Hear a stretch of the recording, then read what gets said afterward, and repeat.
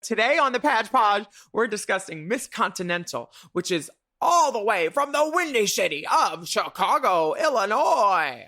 This pageant is the creme de la creme. It's iconic, and so many stunning divas have been crowned in this pageant. You want to talk about glamour? You want to talk about hard work, dedication, drag excellence, and hair loafs? Honey, this was the one for you. Honey, the bakery is open. Please enjoy at this time for your consideration. This is episode 2 of our limited series, Pageant Pod, Miss Continental.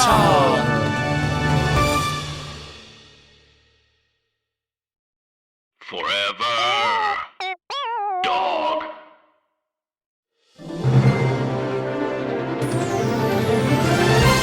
Representing the great city of Hollywood, California, a queen who would tell you that no one died at Stonewall and also tear down a wall to create an open floor plan. It is Willamina St. Heathers. And also representing Hollywood, California, but more specifically Hollywood Boulevard, it's that 90028 beauty, a queen who will in fact send you a $10,000 via PayPal request. She also uses Venmo. It's Alaska Thunderfuck 5000 of the planet Glamtron. Venmo has limits. Good evening, panel. Friends and family only. Good evening, distinguished panel of judges. Welcome back to Pageant Pod, which we, of course, lovingly call Patch Podge. In this 8-episode limited series podcast, we are exploring the fabulous and dramatic history of drag pageants and how these queer institutions help shape drag culture as we know it today. And that's T. And on today's episode, we're going to be diving deep down into the history of the one and only Miss Continental Pageant. So let's get into it. That's right. Miss Continental is kind of the holy grail of pageants to a lot of girls. It's the one. It's based on just the beauty. Beauty. And it was created in 1980 because Jim Flint, who owns the Baton, which is like the great show bar in Chicago, he saw that other pageants weren't allowing trans contestants and girls with body mods and face mods. So and he said, Mama, let's do this. Mm-hmm. It first took place at the Baton, as you said, in Chicago, Illinois. Good evening, Chicago! It graduated to much larger theaters since then, such as the Vic, and it's usually held over Labor Day weekend. We have to go this year. I want to. I'm down if you're down. Okay. In 1991, the Continental Pageantry system created Miss Continental Plus 2 for plus-size competitors, specifically weighing 225 or more, minus Swarovski. They do not let you weigh in with your pageant jewels because some girls are cheating. Exactly. Some girls are 195 and they're wearing all their jewelry and then saying, no, I'm plus. And, okay, so there's Miss Continental Plus, and then there's also Miss Continental Elite, which was created in 2004. And that's for entertainers who are 40 years of age and older. Now, if you have more than 50% of your body covered in cone, your age does get subtracted a little bit. But you have to go with we're going with stated ages on birth certificates. The hospital where I was born burned down, so you can not calculate how old I am. The doctor did it after he saw what came out of your mother. There's also Mr. Continental. And that was in 2003, and that was formed for male entertainers. And I think basically the backup dancers for Continental was like, well, I want to do this too. What about us? What about us? I could do this. I don't need a wig. I wear lashes and a liner. My name is Axel Andrews, and I could do this too. My mother does it. It's a world unto itself. So there are some huge names who have been former winners of Continental. Sasha Colby, Erica Andrews, Tandy Andrews, Maya Douglas, Kelly Lauren, Mocha Montrese, Giselle Barbie Royale, Stasha Sanchez, who was just on Legendary, Vanessa Van Cartier, and many, many names. You probably recognize a lot of these names because we can't go a podcast without talking about all of these women. Yeah. These are the girls that I remember thinking were the unattainable beauties. And I first encountered them working at S4 in Dallas, which is like one of the best show bars in America, the world. Yeah. It's got all the technology. Asia O'Hara came up through there.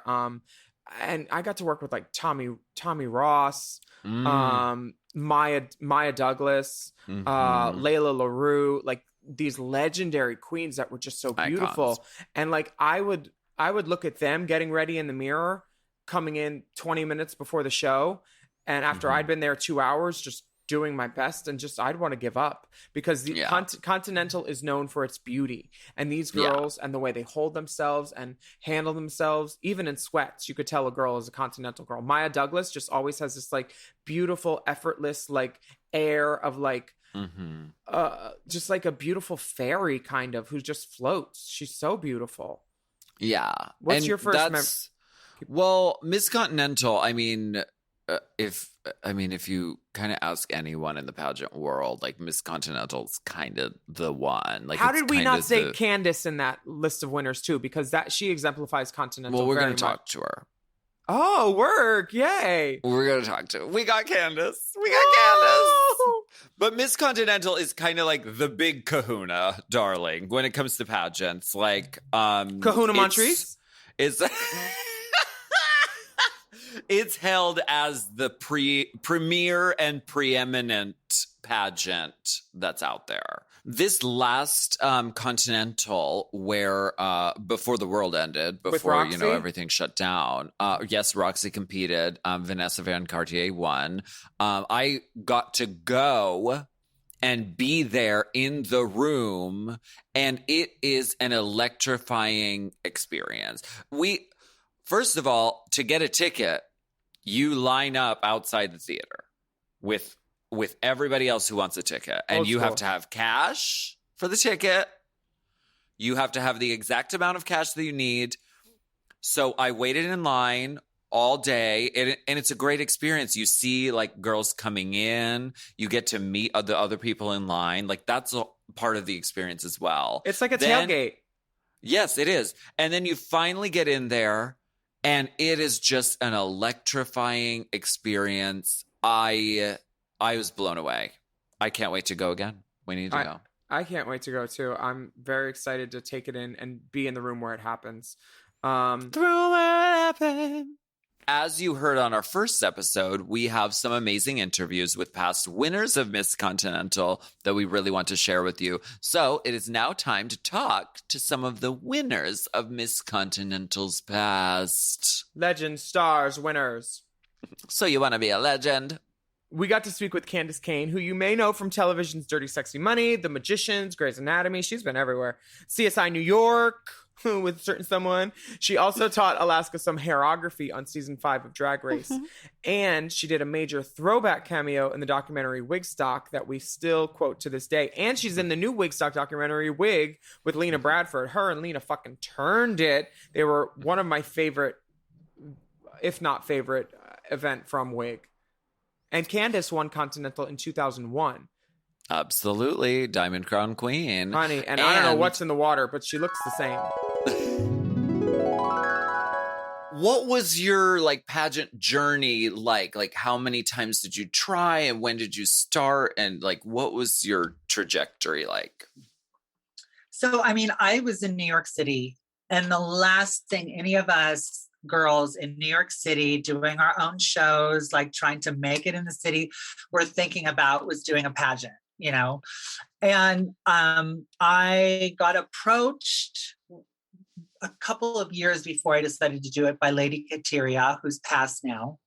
She won Miss Continental Plus, and then came back to win Miss Continental, and she was amazing. She lived in New York City, and she was like, "Candis, you need to do Miss Continental. You're such a continental girl." And I was like, "Girl, pageants are not my thing. You know, I'm just, Wigstock. I'm, So, a couple years went by. She had passed, and a guy, I was working at Crash in Queens, and a guy who was a promoter there said, "Candis, I want you to represent my pageant, my small pageant, and go to Continental." I was like, "I don't know if I should do that." And he's like, I have a deal with Mexico with this Dr. Sunny, and I'm going to get you a good deal if you want to like do any tweaks or anything. I was like, okay, well, maybe I will enter. So that was like my initial, like, how do I get surgery? And then I did the pageant and I won the small one, and then I went to Continental. The second I walked into Continental, it was like, Mimi Marks and Cezanne and Monica and like all of the Monica Monroe and all of these girls that were Miss Continentals. And I was like, it was like the first time that I met trans girls that were like me, that were showgirls. In New York City, there was like Amanda and Sophia that were like on the club scene, but they weren't performers. And so I was like, well, I'm going to, I want to be a part of this family. And they totally embraced me. And so I competed. I got first runner up the first year. And then of course I was like, well, I got to win. I gotta win. That pageant, the itch, competitive, like I'll knock you down and take my crown, comes into effect. And I honestly wanted to be a part of the Continental family because I met all of these amazing women who were at the top of their game as performers, as pageant girls. And so I went in and I won. And then I never did another pageant again. That was it. That was it. We had the pleasure of speaking with a Chicago queen who appeared on season 8 of RuPaul's Drag Race and who had her eye on the Continental crown for many years. Naysha Lopez, who won Miss Continental in 2013. So we like to start off with our guests by asking them to name off what titles and crowns they have won. So we'll start with the one, Miss Continental. That's the only one. That's the one you need to win.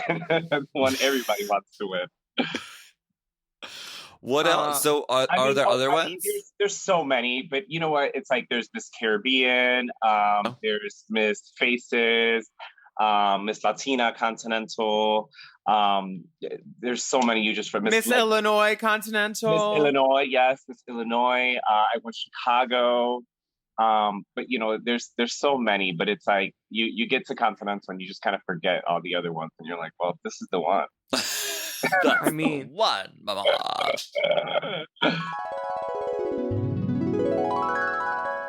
We also spoke with Brooke Lynn Hytes, who you may know as the host of Canada's Drag Race, or from her hit podcast, Famous This Week, on Mom.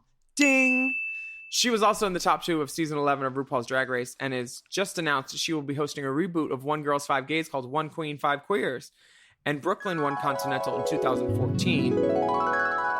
I'm Brooke Lynn Hytes, and I'm Miss Continental 2014. I've also been a runner-up, first runner-up at EOI, first runner-up at Gay America, and I was also Miss Sweetheart International 2015, which is another kind of national pageant. That sounds like a human trafficking organization cover. Oh my God. What was that prelim, honey? Oh, there was no prelim. It was like one of those one-night things. Got it. One night only. It was one night only. And the pageant started at 6 and I was crowned at 3 a.m.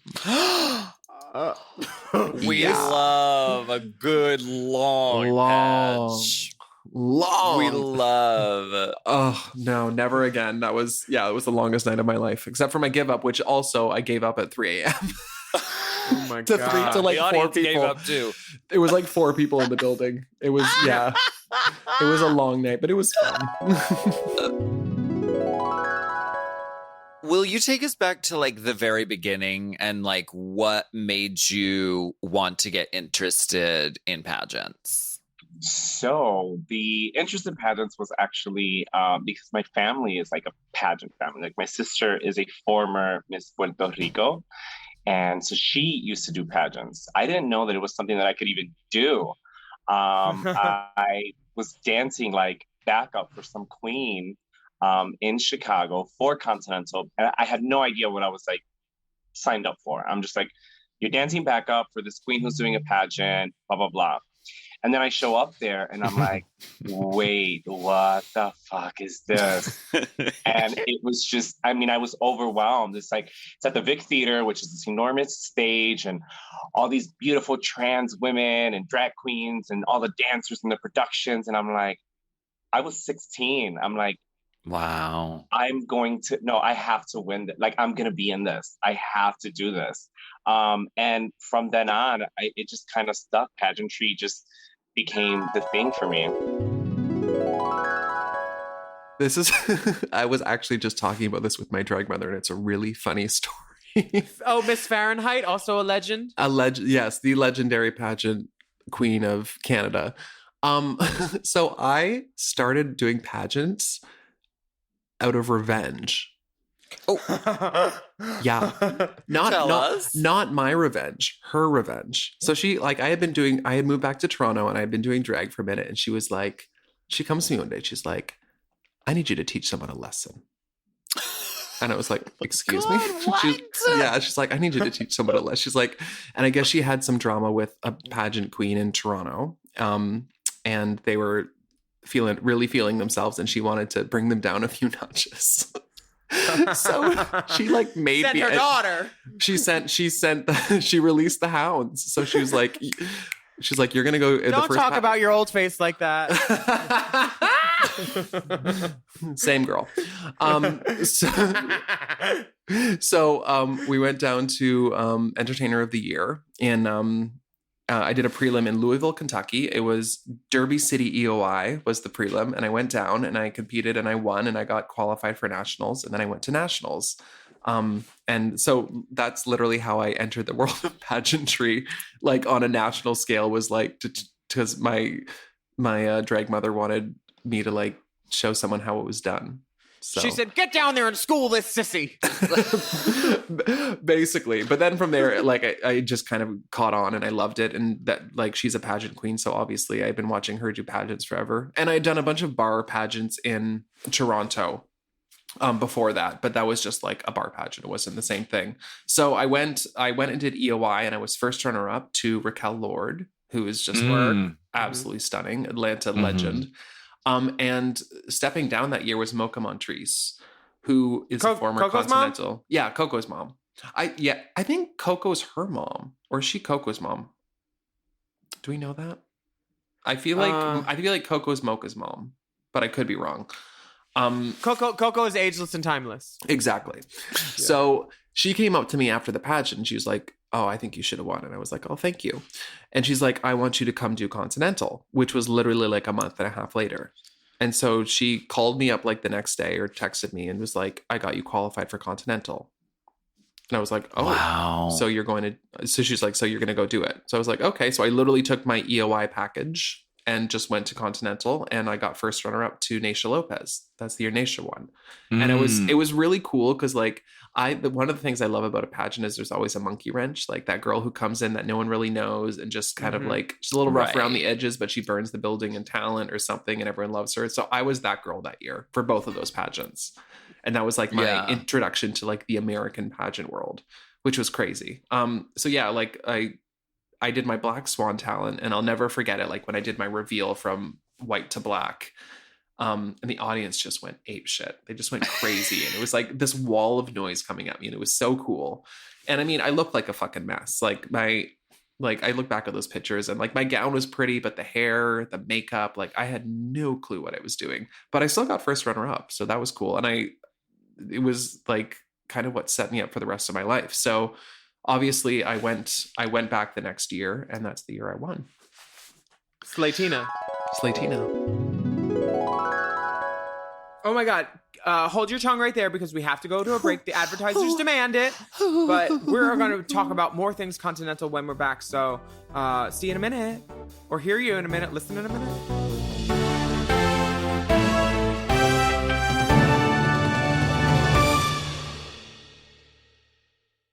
Chime is changing the way people bank. They offer the most rewarding, fee-free banking, and it's built just for you. I don't want to interrupt here, but I want to chime in. They're not like traditional old banks that charge you overdraft and monthly fees. Plus, they have thousands of fee-free ATMs. There's nothing more frustrating than added fees when you're just trying to access your own money. Exactly. So with Chime, you are not just switching banks, you are upgrading to America's #1 choice for banking with a Chime checking account. And how about some of these benefits? All benefits here, honey. Get 5% cash back on a Chime card in a category of your choice like gas or groceries. And you get savings that grow faster with 3.75 APY. That's 9 times higher than the national average. And don't forget, they also have Spot Me, which lets you overdraft up to $200 fee-free. We all need to be proactive in our own finances and understand what our money's doing, and banking can be confusing. There's so many hidden fees and policies that are different at each bank, so you have to look out for you, and with Chime you could do that. Yes, God, and don't just settle. Find what works for you and get the perks and benefits that are beneficial to your life. Check out Chime. Honey, I did. I'm a Chime user, and Chime is not just smarter banking, it's the most rewarding way to bank. Join the millions who are already banking fee-free today. Head to chime.com/drag. That is chime.com/drag. It only takes a few minutes to sign up. Chime is a fintech, not a bank. Banking services provided for MyPay and Chime Card provided by Chime Bank Partners. Optional products and services may have fees or charges. Stated annual percentage yield and cashback for Chime Prime only. No minimum balance required. Checking account ranking based on a J.D. Power survey published October 20th, 2025. For more information on APY rates, MyPay, SpotMe, and travel perks, go to chime.com/disclosures. This podcast is brought to you by Squarespace. Squarespace is the all-in-one website platform designed to help you stand out and succeed online. Whether you're just starting out or scaling your business, everybody needs a website. Otherwise, you're just out there making your business happen with what? Word of mouth? No, ma'am. If you've got a passion project that you're starting, if you want to start making drag watches that are purely ornamental, made for the sole purpose of a queen touching her wrist during lip sync when the song lyrics say, time. That idea is brilliant and needs a website. This is why you need Squarespace, because Squarespace gives you everything you need to claim your domain. Showcase your offerings with a professional website, then you can grow your brand and get paid all in one place. Plus, they have integrated SEO tools, which means search engine optimization, I think, so you can show up more often on search engines. And their Blueprint AI design tool, which can get a fully custom website built in just a few steps if you want to do the whole AI thing. Plus, you can connect your socials, set up easy ways for your customers to buy your products, and even schedule appointments with you. It's all right there on Squarespace. I've scaled a number of businesses in my time, and they have all needed websites because websites just legitimize you, you know? And Squarespace is a great spot for a creative person like me who needs to make a website and has great ideas but doesn't necessarily know the HTML, QRL, TMV of it all, you know? Because I'm not an IT whiz at all. But Squarespace makes it easy for me to select what I want and then put out a wonderful website. And it could be the same for you. You need to check out squarespace.com/drag for a free trial. And then when you're ready to launch, just use the offer code DRAG to save 10% off your first purchase of a website or a domain, which is kind of the same thing. Squarespace.com/drag.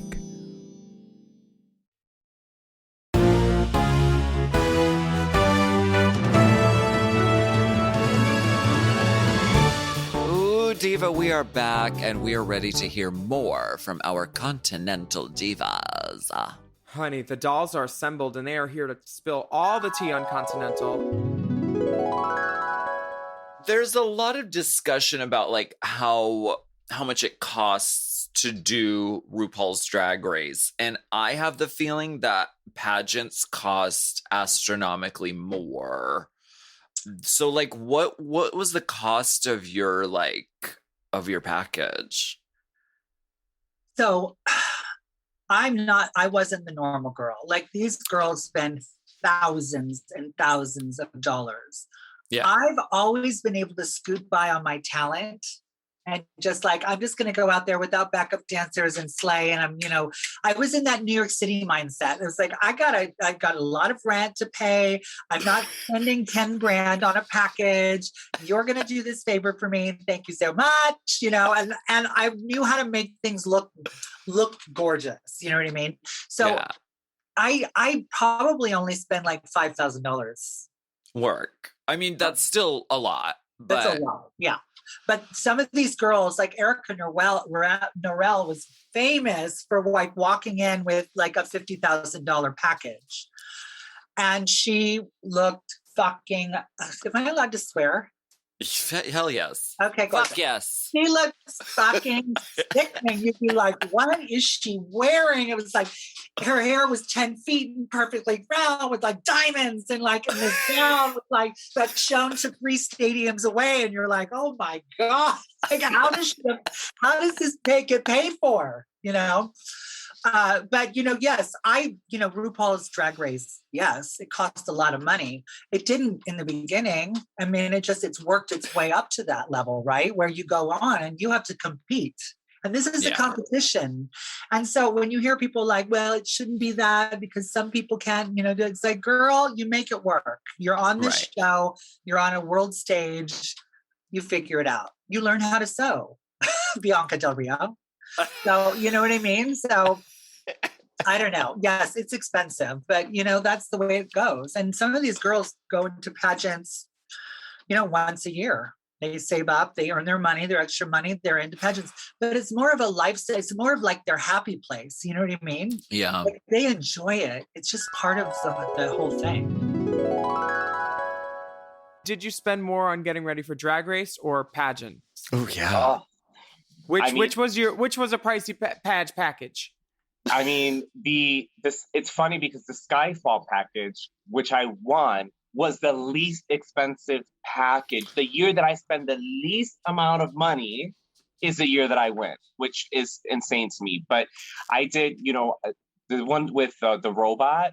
I had a robot talent thing that we did, and all those dancers were all flown in from Puerto Rico. The set was made. This Joshua Aponte, which I'm sure you guys know Joshua. He does a lot of the Drag Race Girl stuff. He built this set for me, made all the costumes. I had a gown that was 300 yards of fabric. And the fabric was all custom painted, dyed, I should say, because it was, we found about 150 yards of it, and then we couldn't find any more of it. Then we bought it in white. We bought it in white, and we dyed it pink so that it was like it was a gradual pink. So it went from like a regular pink to like lighter and lighter and lighter and lighter. But it was 300 yards of raw stuff. Wow. Yeah, Damn. that year, that gown alone was a pretty penny. That package that year was the most expensive for me, yeah. The year you won, can you just tell us about your package that year? I mean, your gown, your talent, your interview.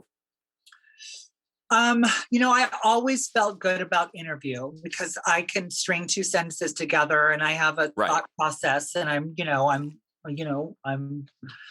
that's what I did on stage every 5 nights a week in New York City. I talked, with a few numbers in between, little things. And my talent, I wanted to sing live because I wanted to just be at that next level, even though I'm very comfortable lip syncing and dancing. And that's just always been my gig. And I do live numbers occasionally. But this was before you had all the autotune programs. And I was like, I don't have a high, shrilly voice. So trying to find the right songs. There was 10 songs that I can sing the shit out of. And because, they were just, on pocket songs and they were in my range or whatever.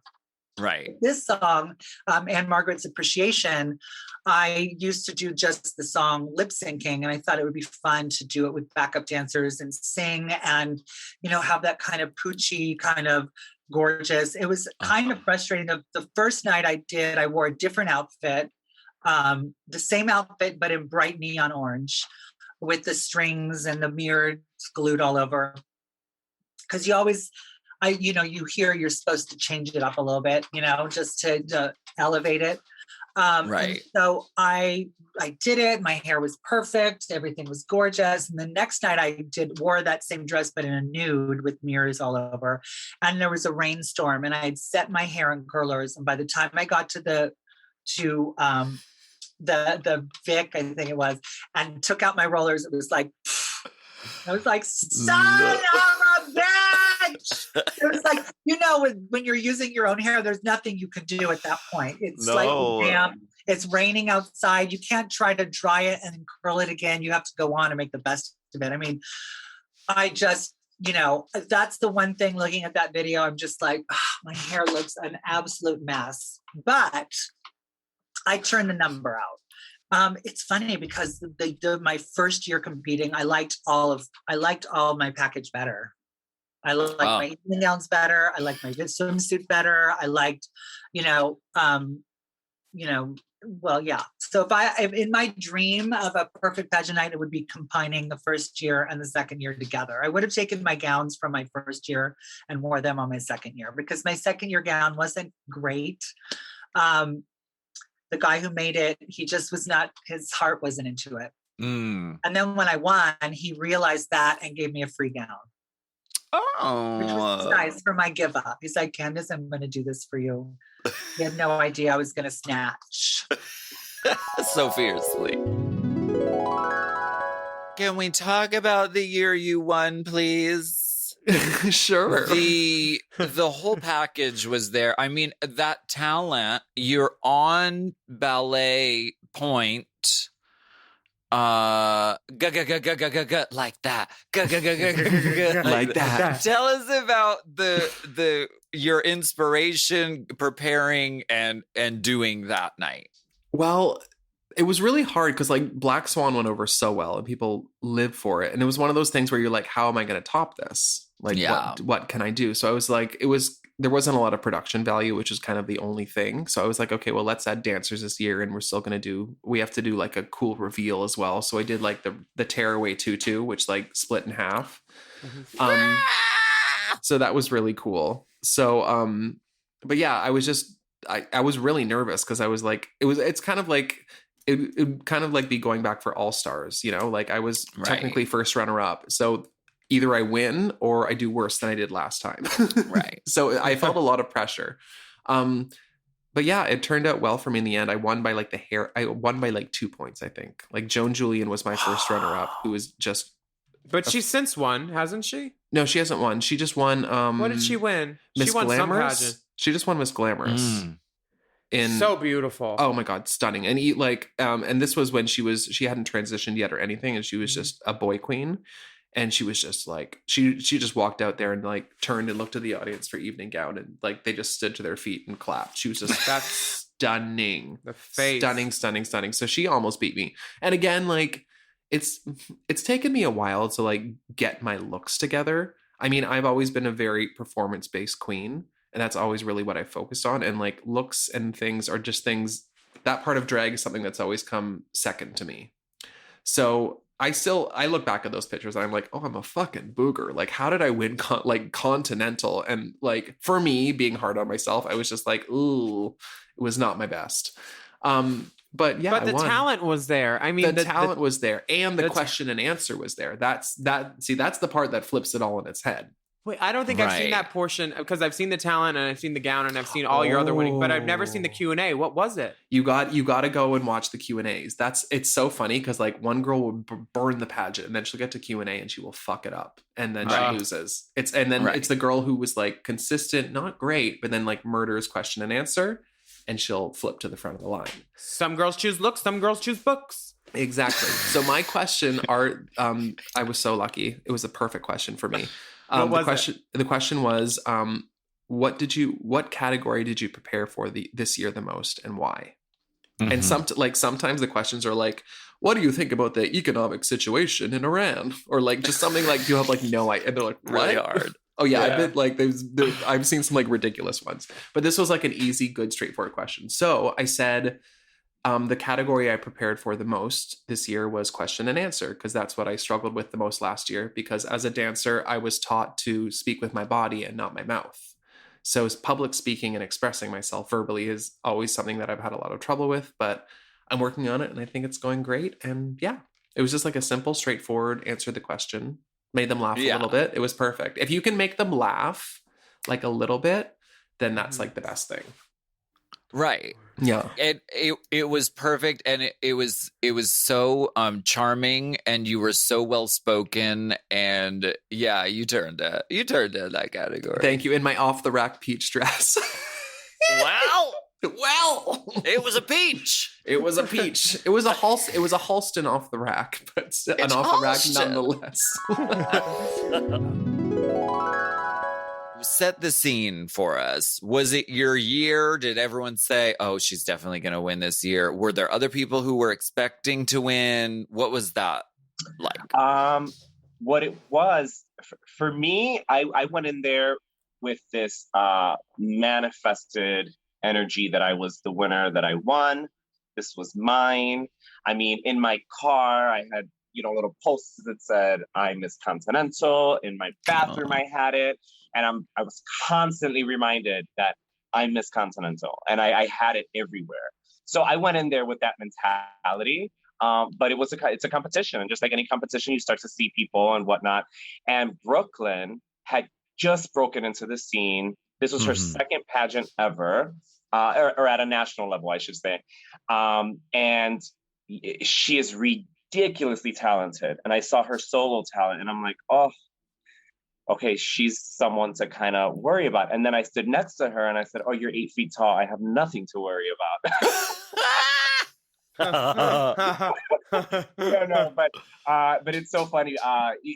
You start, because it all starts at registrations and rehearsals, and it's Right. all like an intimidation game too. You have these like things that you do, and like Brooke Lynn will show up to rehearsal, and like, for example, I'm just using her as an example, but she'll be like in sweats and a t-shirt, and I'm in a cocktail dress, and my hair is up in a bun, and I'm here sitting proper in a purse, and I'm ready to compete at rehearsal. So Right. it was always about playing you play the part right from the beginning. You're always competing. So if you're applying for this job, you have to look the part the entire time. So I think that's the part that kind of like sets me apart from the group. But of course you have people like, I'm not sure if you're familiar with like Chantal DeMarco, who is just a from Florida, right? stunning queen. Goddess. You have Stasha Sanchez, who's on Legendary right now, who's a stunning queen. And I'm just mentioning, Girl, the coach ads too. Stasha. oh yes, she's in the coach ad as well. And Aurora Sexton. I mean, my top 5 was made up of Brooke Lynn. You guys know Aurora Sexton. It's over. She's in LA now. Stasha Sanchez, Chantal DeMarco, and Tiffany T. Hunter. I mean, these are all Girl. Work, Palace girls. Queens. That was my top 5. So of course you're like, oh my God, am I really going to, do this? But I did. Wow. There's a clip of you putting on Brooke Lynn's crown at Continental, and did you consider a staple gun? Because getting pins through those kind of fucking big loafs and wigs, that takes a lady, and you did that, and you were determined. You said, "I'm gonna get this fucking pin in there. Stay still, bitch. Stay still. Hold on." It was very that, Naysha. It's very that, because if you look at anyone crowning any other girl, it never looks pretty. It just never, because you're just trying to get it on there and you're just fucking shit up. And but I was like, well, I remember mine. I just had this big old piece hanging here. And I'm like, I want to try and make her look pretty, but it's just not going to work. Yeah, those hairdos they're a lot. I want you to watch everyone's reaction when I won, because that's the best part of these videos. You don't watch the girl, you watch everyone behind. Okay. And they're all like, oh, really? It's amazing. Officially crown her. Let's bring out your new winner for this year is number 13, Brooke Lynn Hytes. Candace's eyebrows went, what? Yeah. Literally, you saw him go, oh. Cezanne's not even clapping. Just everyone's just like silent. Yeah. And then Naysha with the hair loaf, she just goes straight down. Yeah. She goes right onto the hair loaf with that massive crown. Exactly. Oh my God. She said, we're gonna get this on there. And my drag mom running down the stairs to come and give me a big hug. That was there she is right there. Oh. I was so excited. I had no top lip. That was nice. You're not getting the deposit back on that hair loaf. And Naysha's just over it. She's like, I'm done. Get me the fuck out of here. Like, and I was the exact same way when I gave up. I was like, here you go. Bye. I'm out. Damn, you look beautiful. What a moment. It was a moment. It was incredible. Honestly, it really did change my life. That's how I got hired at Play in Nashville, and that's how I got like a work visa to the States and was able to be on Drag Race. So I really owe absolutely everything to Continental. So as Miss Continental, what was your like reigning year like? Are there requirements? Did you gig around as Miss Continental? Did it get you bookings? Like, what was that year like? So I won Miss Continental. I came home, and 5 days later, the World Trade Center was attacked. And so my year was flying around the country petrified with all of these new regulations and trying to figure out what life was like. You know, it was a really odd year, kind of like the girls who won Drag Race and then the pandemic hits. Right. And, you know, they're like, Mary, I was like, girl, it's rough. But I mean, I experienced it too in a way with living in New York City and going through it. I went to places like Terre Haute, Indiana. It's like, wow. And you go around, you sneak in the back and you go down this driveway and it kind of looks like a personal home, but you're not sure. And you do a secret knock on the door and it's like, okay, those are queens. They can come in. And it's like people drinking inside and music. And then like you're going home and these big like 4-wheelers with baseball bats are going. I mean, I'm exaggerating a little bit, but you know, I traveled a lot of the country, you know, and met some wonderful people. We love with the girl. This is juice. This is dish. This is scalding hot liquids. This is hot grease in my pocketbook in the front row. I like to have but we have to take a break, so we'll be right back.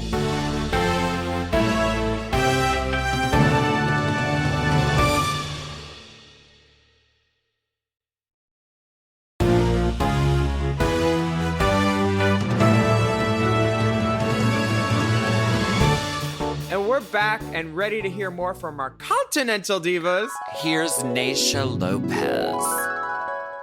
So, I heard that you may be competing in Mr. Continental this year. So maybe you can tell us the difference between what it's like to run for Mr. versus what it's like to run for Miss. You're going backwards. You're going to be a boy of the patch again. Yes, it's true. I am getting. Are you going to wear a lash? Am I individuals? A wisp? Individuals. Just individuals. Yeah. Let's see. The biggest difference. Getting my body together. For Miss, I went to see a doctor, and now I'm just seeing a trainer.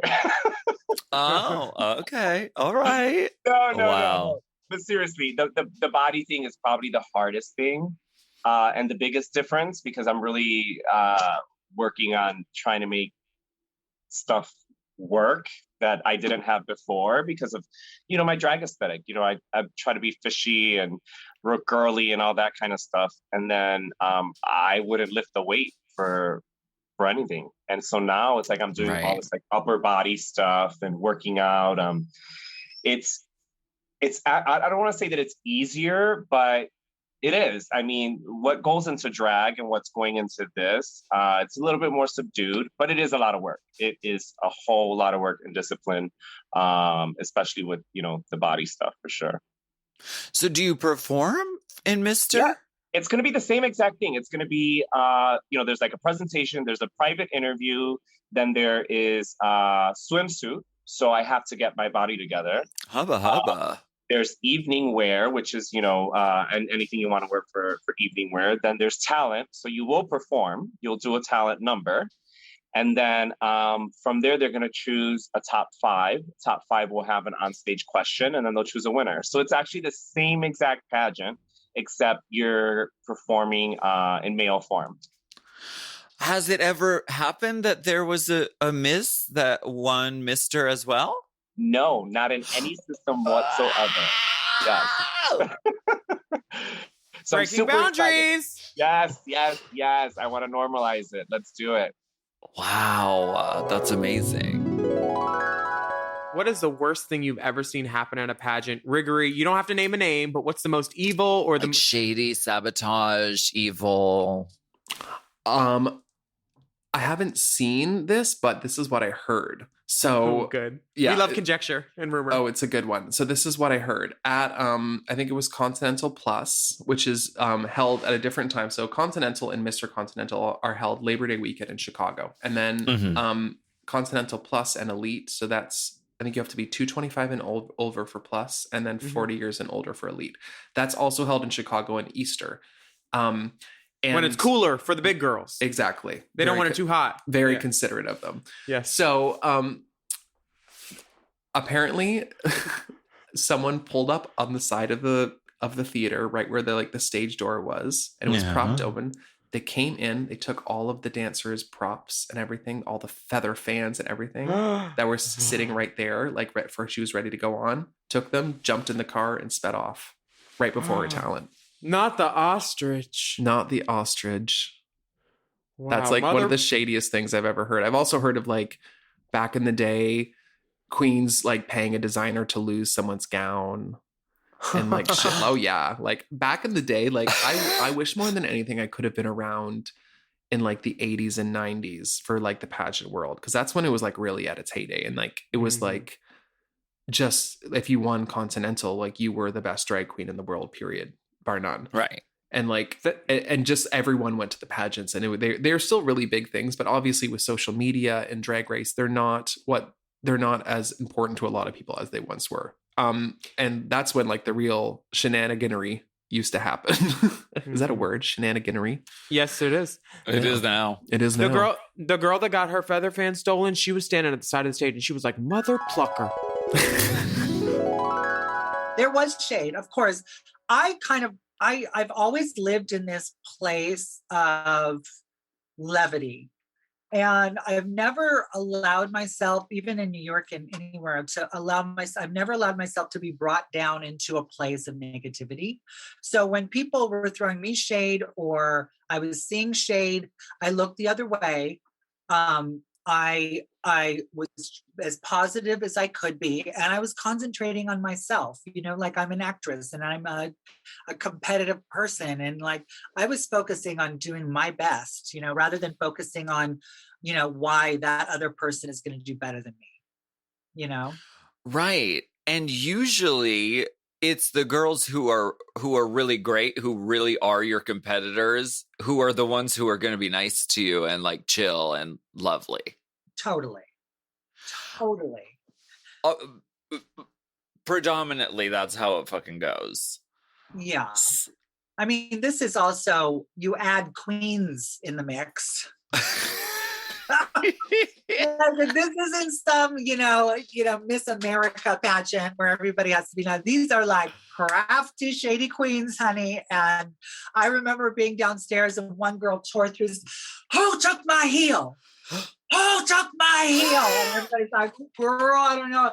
Now, motherfucker, I better see that heel on my table. I'm walking to the bathroom, and if it's not back, I'm going through everybody's back. I mean, it was like, yeah, there was a couple of those moments where you're like, oh my God, this is crazy.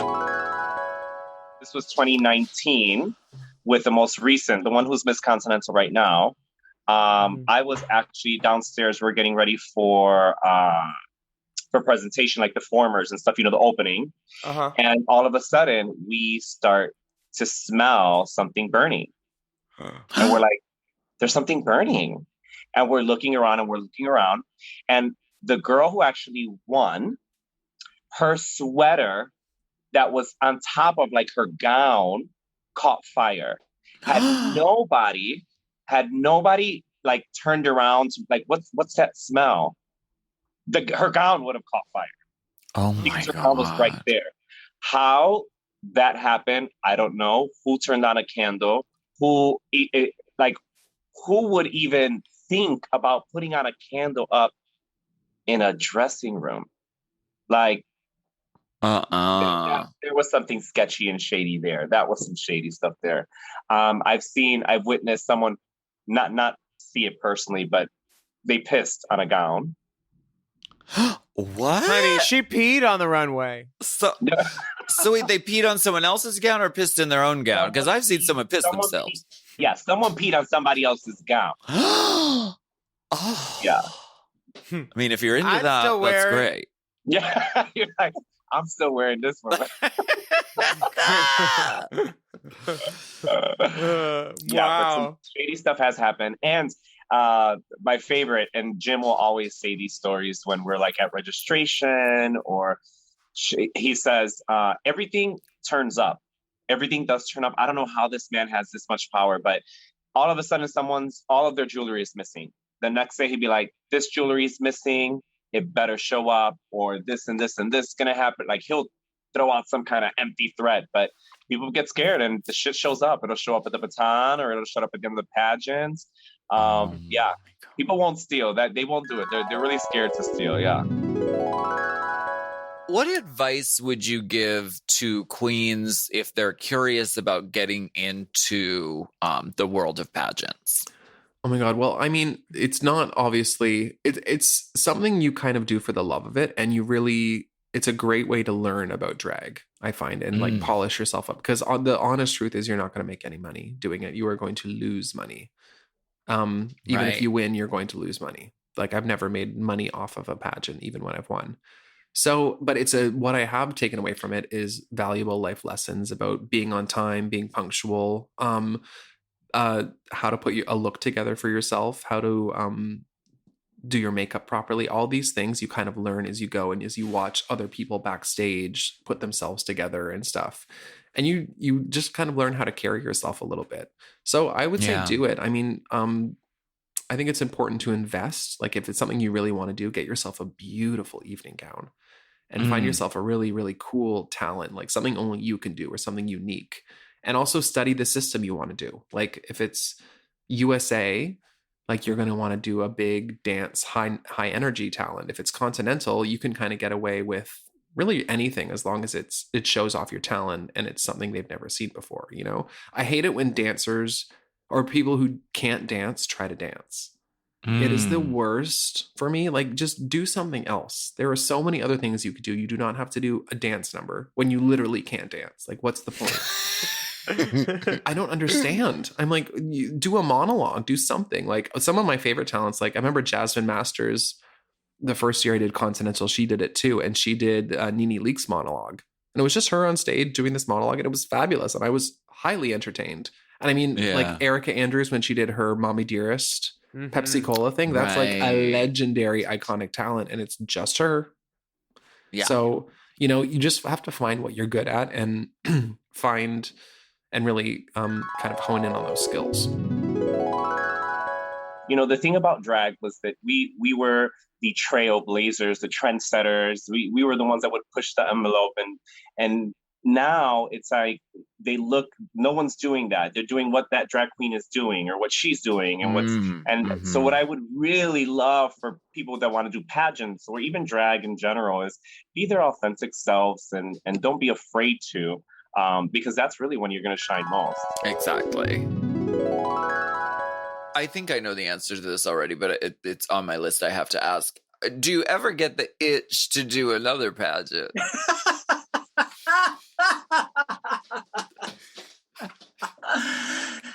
No. When I won Miss Continental, you know, everyone was trying to get me to keep on because some of these girls win like all of the major national pageants, you know, and they go around.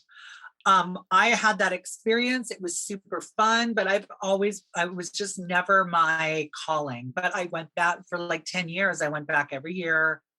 I did, you know, the presentation at the beginning and but then you phase out, you know, you just kind of like, I got busy with work and, you know, I was on a show and then I just stopped kind of going, but it's not really for me. I mean, it was at the time, but not anymore. I'm a little long in the tooth to be doing pageants at this point. I don't know. There's always classic, which is no.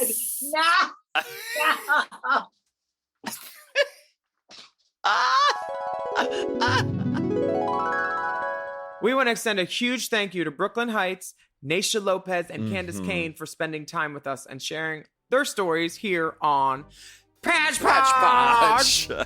And we will be back right after this.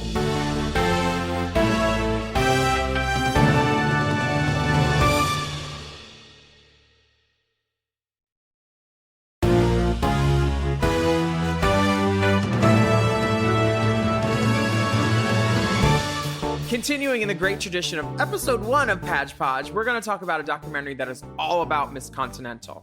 Yes, and we're so lucky that there are all these movies that sort of correspond with different pageant systems. Mm-hmm. There is a movie that is all about Miss Continental. It zooms in on one year in particular in 2018. Is it the 2018 pageant? It was released in 2018. Okay. Well, this is a documentary called The Queens. Okay. It was released in 2018. It's all about Miss Continental. Some of the queens that it focuses on are Mimi Marks, Maya Douglas, Alexis Gabrielle Sherrington. Her friends call her Gabby. Or as Jim Flint always says on the mic, Alexis Gabrielle Sheridan. And our sister, Naysha Lopez, and so many, many other more divas. Sunny Delight is in there. Beautiful. Worked with her at S4 too. Yeah.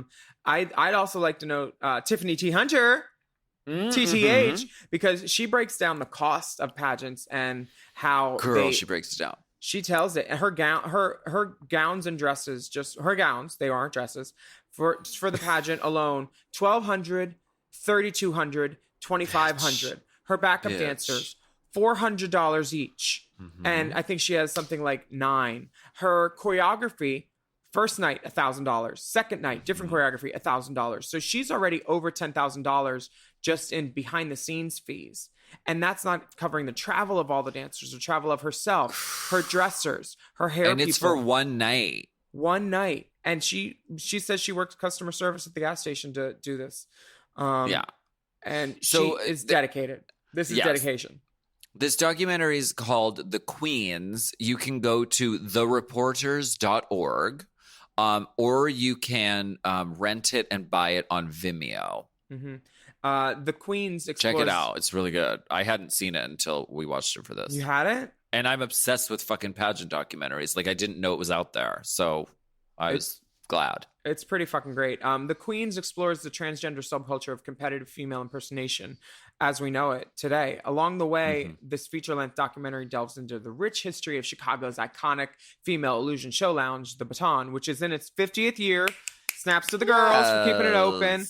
And the club's legendary offspring, which is the Miss Continental Beauty Pageant. And so many entertainers have passed through those doors. Chili Pepper, Alexandra Billings, who's on Broadway now doing Matamorable and Wicked. Like, this was where she got her sea legs, basically. Amazing. The entertainers immersed in this fascinating close-knit community share the highs and lows of the documentary. And honey, let me tell you, when these girls lose... and they're out the building, they're holding up the clutch purse. No, you will not film me anymore. I will sue the fool. But they keep their poise. That's what stuck out to me, because there's a couple times it happens in this movie where they sort of it happens a couple times in the process. It's like the prelims happen the night before. Then on the pageant night, they announce the final 10. And so that means like fucking 40 girls with dresses and everything planned are out.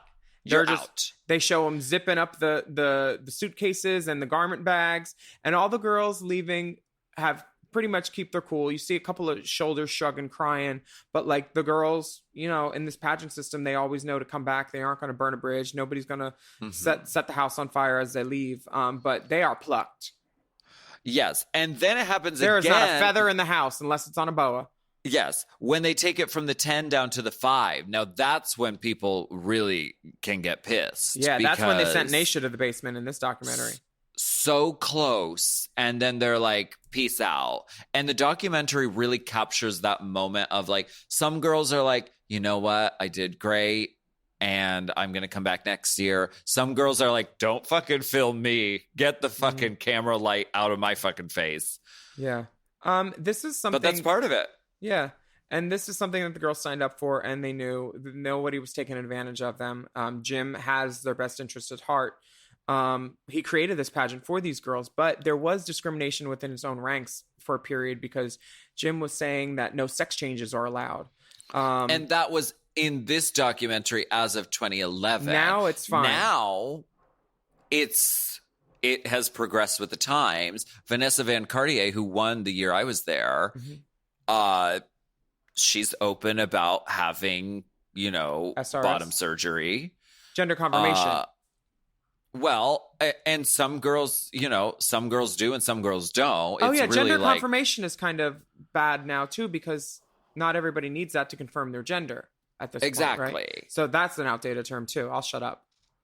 No, don't shut up. I mean, it's a conversation, and I think it's important to have. But and it shows how much this has progressed because Jim Flint literally says in this documentary, "No sex changes allowed. We don't want sex changes up there because they're no longer a female impersonator."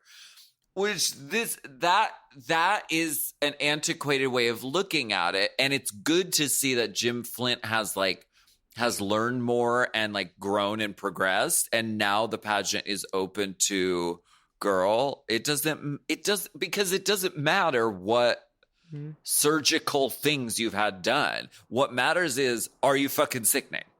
And this is not something that just Jim came up with out of the blue. There's girls that I know, who've won Drag Race, who run shows, and one of them told a girl, if the girl asked, if I do this surgery, can I still be in the cast? And he said, no, baby, you can't.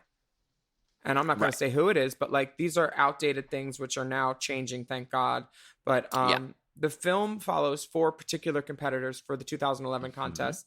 One girl is a seasoned curly fry of a vet. Her name's Alexis Gabrielle Sherrington. She's competed That's a name, bitch. Honey. That How many is a syllables? name. Alexis Gabrielle Sherrington. She's got 9 syllables in her name. She is not afraid to take up space, and she is doing it, honey. They show But you her know what? You can call her Gabby. All her friends do. her clip package. She has spent money in these 8 Girl, years. She's probably spent almost She came to play. so much money. She came to play. We also follow in the documentary Naysha Lopez, who many of you probably know from Drag Race. But she stands out because she's one of the few contestants who is not a trans woman, who doesn't live her life as a woman. Which the pageant is open to everybody, but traditionally this is a pageant for The woman. the ladies. Yeah. Yeah. She says that she's a boy head to toe, and at some point she makes some argument saying, well, she makes the argument that if she's standing up next to a girl that's gone through all the surges and has cocooned into a beautiful butterfly, that who are you going to award more points to? The girl that's going further in her illusion, or the girl that's the actual illusion personified now? And these kind of arguments make sense kind of if you're in your own head and you're in the competition, because you're yeah, I'm working harder than these girls. I don't have boobs. I have to contour there. I have to pad this. I understand where she's coming from, but her talent also surpassed that argument in relevance because she was one of the few boys that has won. And now she's competing for Mr. Continental. Exactly. So this is a whole time capsule of gender conversations from a decade ago, which people are still learning and having now. And you can watch this documentary and learn some stuff from it and be like, oh, okay. I mean, I certainly did. And this is, a place where a lot of these conversations happen, and a lot of these conversations get to progress, because this is trans women coming from all across the country, and now even internationally, coming together and fucking having a convention, basically. So like it's a really important institution, and it's an interesting documentary to watch. Yeah, Sunny but Delight, I loved getting to follow her in this documentary. She's from New York City. She's gorgeous. Oh gorge. my God. Yeah, Sunny D is the one. Beautiful. She mentions that she could have invested the $65,000 in a condo, but she wanted to do the Page this year. 65, babe, for Honey. one night, diva. Yeah. Some of the organizers don't Wild. think she has the it factor, which if you've ever seen Sunny on stage, I think you would argue with that. She's radiant. She's like a sunbeam. She's beautiful. They show her talent where she's on the couch in the feather fans. Honey, gagged. did you see Sassy Divine as Mary Poppins? I love Sassy.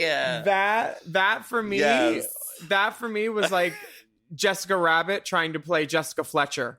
Like you can't hide all that booty and beauty. Like she was, honey. Mary wanted to pop them buttons and them erections because she was sexy. Mary Poppins. She gave it to her. Brilliant.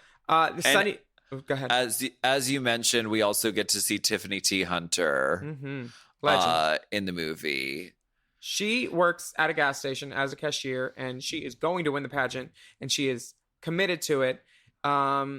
She heard that some of the queens saved $30,000 during their reigning year during bookings, and she has gotten better each time she's competed, and she hopes to make it to the second runner-up. And she gives that classic interview throughout the movie where she's like half done up. She's like got her eye contour on, but no lash. She's cooking, and she's just really honest about everything. And she's her great. You see her comb through a loaf with 3 strokes of a brush. She says, and whenever you can hear your hair and you're brushing it, that means you've bent it to its will and it is submitting to you. You can hear the hair. I know that sound. I do. The saddest part is when you see like 18 hair loafs bob into the basement down the stairs. It's just loaf. All when they're eliminated, I'm like, all that good hair walking. God damn it. What's your favorite part about it? It's really magical to see the stairwell that goes down underneath the stage, because we've all seen the clips on YouTube with the giant letters that say Miss Continental, and we see all the glitter and the fucking sickening drag that happens on the stage. But the things that happen downstairs, you get to see really great moments of there's a red bag missing.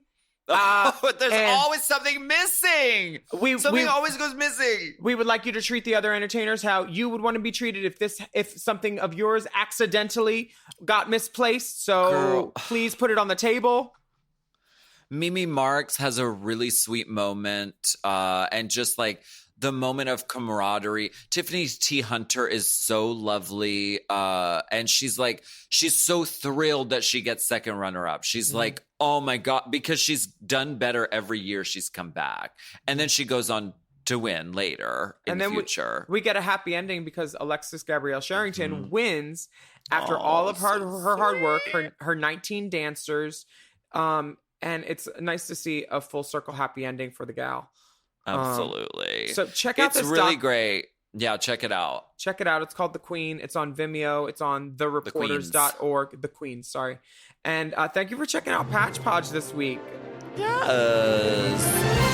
And representing Steel City Continental, she coined the phrase, "Thank you, God, for all this pod." We thank her for all of this pod. It's Willamina St. Heatherston. And from the city of sisterly cisterns, please give a big round of applause for the most golden of the girls with an encyclopedic Britannic knowledge of the jokes between friends of an advanced stage, the Dorothy Zabornak of our podcast. It's Alaska Thunderfuck 5000 the planet. Well, my full name now is Alaska Gabrielle Sherrington Thunderfuck. So Alaska Gabrielle Sherrington Thunderfuck Juno Justins. Yes. Yes. Alaska Gabrielle Sherrington Thunderfuck. Okay. We'll be back next week with more pageantry, more glamour. We hope you're enjoying this series because we really are as well. And of course, we'll have a little more backstage drama. Our next episode is all about Miss Gay America. And if you want to be extra prepared, we'll be talking about the documentary Pageant, which is also available on Vimeo. So check that out. Alaska, Gabrielle, Sherrington, 5,000. Bouvier, Wilson. Alaska, Gabrielle, Sherrington, Van Ness. Bouvier, Condé Nast, Sherrington, 5,228,000 Deluxingtons. Bebington Deopulence. The third, at large. Van Wells. Von Cruz, Van Cartier. If you can have any pageant-related news for us, BTS stories, amazing pageant clips, or anything you want us to see to talk about on PagePod, you can email us at our Racechaser Gmail, racechaserpodcast@gmail.com. We love to hear from the girls. That's right. And remember to check out the Pageant Pod playlist on the Forever Dog YouTube channel for all the pertinent video clips and references that we're talking about here. It's just a really good time over there watching divas in gowns. Okay. Thank you all, and good night. Thank you, Chicago! You're one in a million.